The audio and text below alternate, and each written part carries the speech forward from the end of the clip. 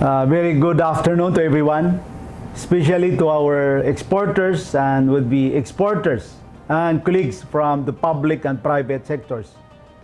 It is my great pleasure to welcome all of you to today's webinar on expanding Philippine exports to global halal markets, one of the information sessions lined up for the year-long webinar series of the DTI-Export Marketing Bureau. This information session will provide Philippine exporters, including our aspiring exporters, with information and updates on gaining access to halal markets such as United Arab Emirates and Indonesia, and the importance of intellectual property in export products. First off, you will learn the state of the global halal ecosystem from Mr. Datu Pangunutan Jr., the Assistant Chief of the DTI-MB Halal section.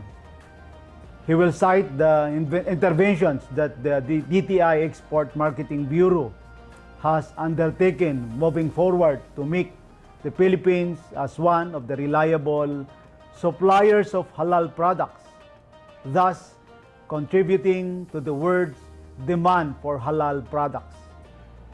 Afterwards, we will hear from our DTI post in Indonesia and United Arab Emirates, Mr. Jeremiah Reyes, Commercial Attaché and Economic Official to the Mission of the Philippines to ASEAN, and Ms.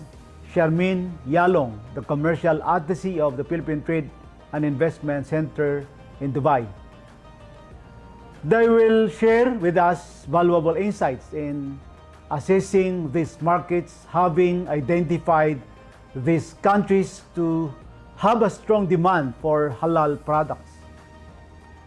Commercial Attaché Jeremiah Reyes will present the Indonesia Halal market, which is the home to about 270 million Muslims, nearly 15% of the world Muslim population and the largest concentration in the world, and the number of one Islamic food consumer market.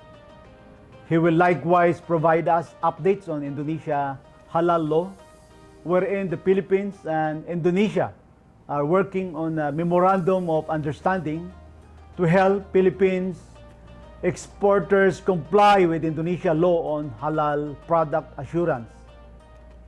Said MOU will facilitate trading of halal certified goods through a government-to-government arrangement.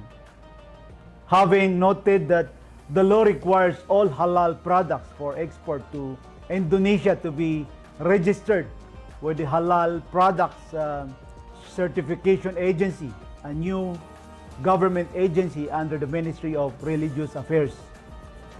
On the topic is for Philippine exporters to access the United Arab Emirates halal market, Commercial Attaché Charmaine Yalong will share with us tips to access the Middle East market through Dubai, navigating through the use of virtual platforms wherein Philippine products can be showcased, will be presented as well.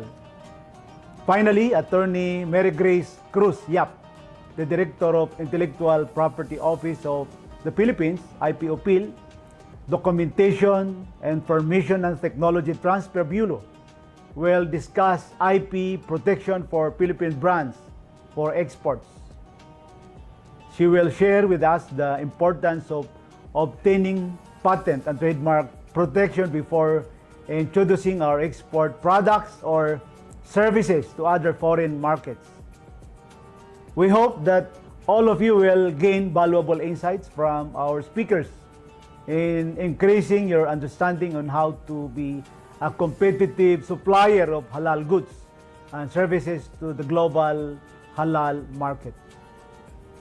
May you all have the productive participation in this webinar. Thank you and mabuhay po tayong lahat.